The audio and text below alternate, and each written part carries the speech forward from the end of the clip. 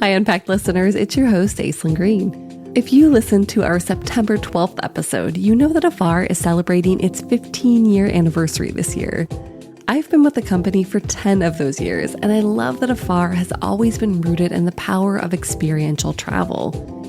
As we reflect on the past 15 years of Afar, we're celebrating our legacy and our commitment to making travel a force for good.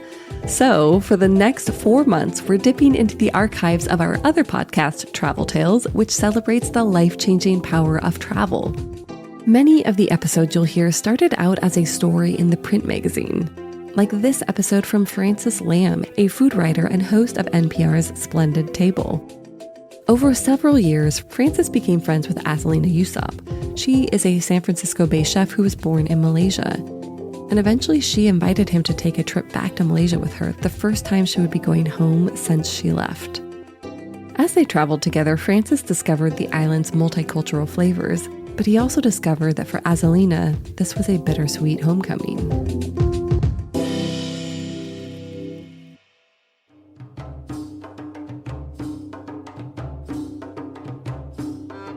One time, my friend Azalalina Eusope casually mentioned to me that she grew up with a pet orangutan. Another time, she told me that her grandmother was 106 years old. But the first time Azalalina said something to me that I really had a hard time believing, it was about the dress code at her brother's wedding. See, Azalalina is Mamak, which is a term for a community of Indian Muslim Malaysians. And in Mamak culture, guests show up at a wedding all wearing the special color chosen for that wedding. And when I say guests, I mean, the happy couple's friends, their family, their neighbors' friends, their neighbors' friends' families, until Azalalina's brother was kissing the hands of 10,000 people. And I just imagine, right, it was like a scene in the movie where, the ragtag heroes are sitting there and suddenly there's an eagle scream, "Grah!" And they all look up, and suddenly the whole horizon is a sea of people in yellow. Only instead of an invading army, it's just a lot of really hungry wedding guests. And now the family is just trying to fry as many fish as humanly possible. "Oh, they don't all come at once," she said. "The wedding lasts a week." "Oh, okay, cool, I got it." So I'm doing the math, and that still means you're still feeding 1,500 people a day for a week. And that was my introduction to Azalalina's culture. I always felt like I could hear this love in her voice when she told me these stories. But what I didn't know quite yet was how complicated that love was. See, she also described the Mamak to me as basically being at the bottom of Malaysian society. They're the people who sell street food. And Azalalina comes from 4 generations of street vendors. She promised herself she would never be the 5th. And in the mornings as a child, even though her parents had given her to be raised by her grandparents because they couldn't support a girl, she would visit with her father as he shopped in the market for his noodle stall before going to school. And she studied, and she got good grades, and she got into college. So she went around to her family, to all her aunts and uncles, and asked if they would give her some money to pay for her first year, figuring maybe she'd go there, do well, and get financial aid for the second. And she'd be the first person in her family to go to college. No one helped. Either they didn't believe in her, or they didn't believe in the system, but either way, they broke her heart. And so she said, "The hell with this place." And at 16 years old, she left Malaysia. She went to Singapore. She got a job at a hotel, met an American, fell in love, married him, moved to San Francisco where he had a nice job and they had 2 kids. She worked on her English by watching sitcoms and the Jerry Springer Show and probably wondered where the hell she was. But her life was stable, right, for the first time. And she was financially comfortable.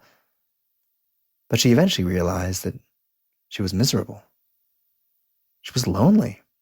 She's at home all day with no one but her toddlers to talk to. And when she went out, people would look at her kids and ask her if she was their nanny. So one day she went out and she bought pods of star anise. And she started cooking back at home. She made curries that, honestly, she didn't even love eating that much when she was a kid, but now the taste of them reminded her of Penang. It reminded her of climbing the trees at her family's spice farm. She started remembering the noodles her father cooked and the markets he would take her to, and she remembered all these things as she cooked, and she started to fall back in love with where she came from, as complicated as it was growing up there. Then, one day, she and her husband split up. And suddenly she was desperate and afraid. How was she going to support herself? How was she going to raise her kids?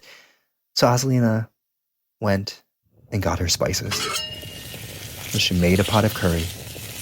She drove to a farmer's market, and she became the street vendor she promised herself she would never be.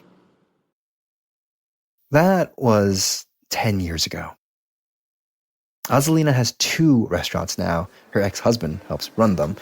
She's cooked for Barack Obama and the Prime Minister of Malaysia. But even when she was still a street vendor, she began to understand that what she was doing meant more than just making a living. And that she was remaking her past with her laksa. Literally, she was remaking it into a vegan soup. But she was also remaking her connection to the place that told her that selling food on the street was the only thing she was good for. But now she's doing it on her terms. And she started to make her own mark on these dishes. And what she was doing was both preserving her culture and insisting that she has the power to make her own story with it. A few years into having her business, her father died. And this really shook her. Her business was still so fragile, she didn't think she could leave it, so she sent her kids to the funeral in her place. And she sent money, and she hoped it would help. And then one day, a few years later, she told me that she thought it was time for her to see Penang again. She hadn't been back since she started cooking, and she'd heard things were changing. That street vendors were being booted to make way for shopping malls. Her uncles were basically giving it up and becoming Uber drivers, and she wanted to remember what it was like to talk to her 106-year-old grandmother and to write down the story of her people so that it wouldn't be forgotten. And she invited me to come with her.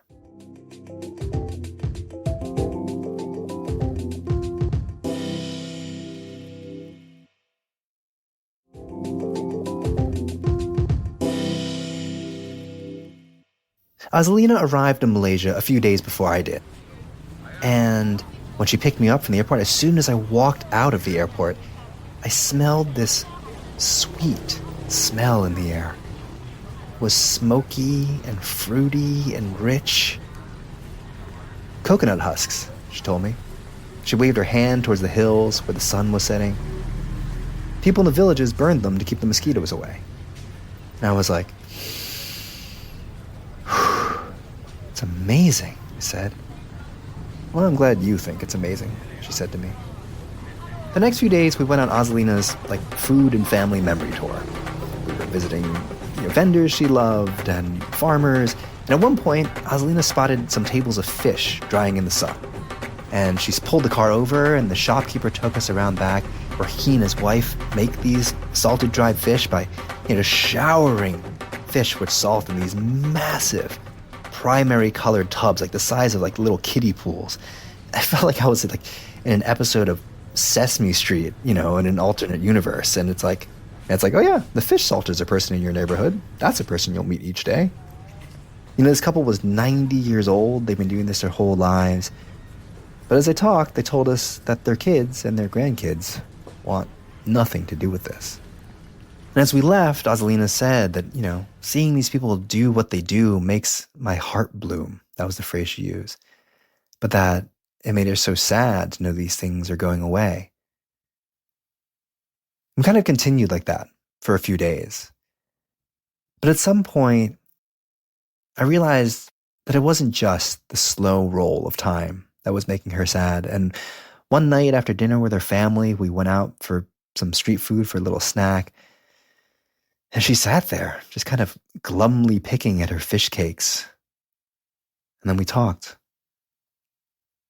And she told me that She had felt so guilty about not coming home for her father's funeral, and that, she tells everyone and she tells herself that she chalked it up at the time to her work, but she admitted that really it was because she just knew she couldn't handle it emotionally.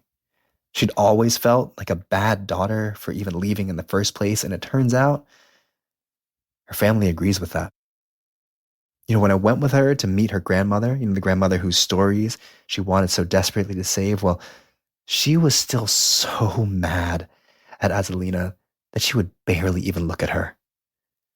I sat on the couch and watched Aza sit on the floor at her grandmother's knee being ignored, and I felt so gross for having my notebook with me and feeling like, I should be writing the details of this down, and I have never wanted to get the hell out of a story that I was supposed to be writing so bad in my entire life.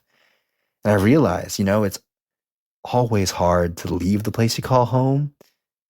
But in that moment, I think I understood that sometimes it's so much harder to come back.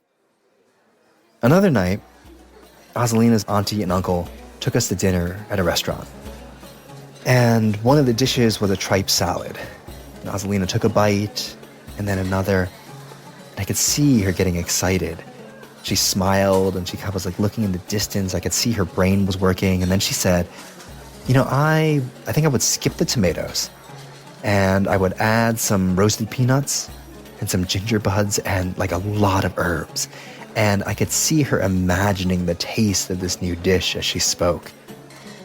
And listening to her describe this creation, I realized that, back in San Francisco, Azalalina may be cooking food that reminds her of her past, but her food is of her present.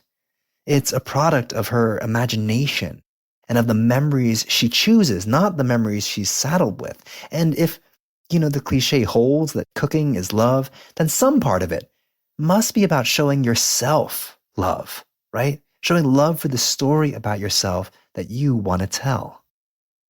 On the morning that I left, it was so early, it was still dark.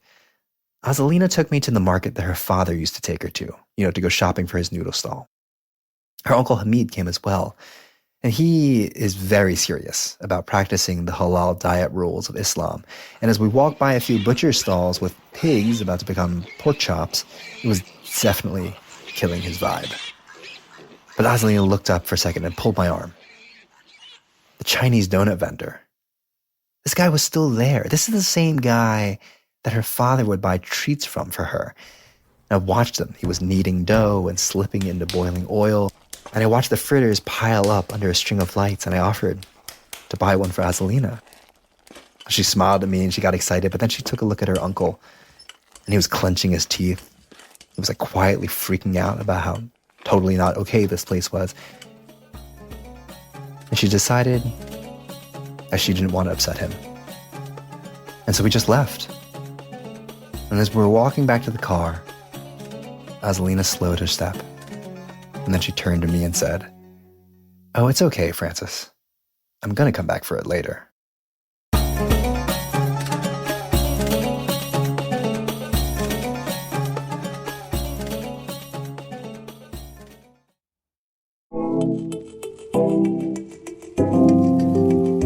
Thanks for listening to our celebration of 15 years of Afar.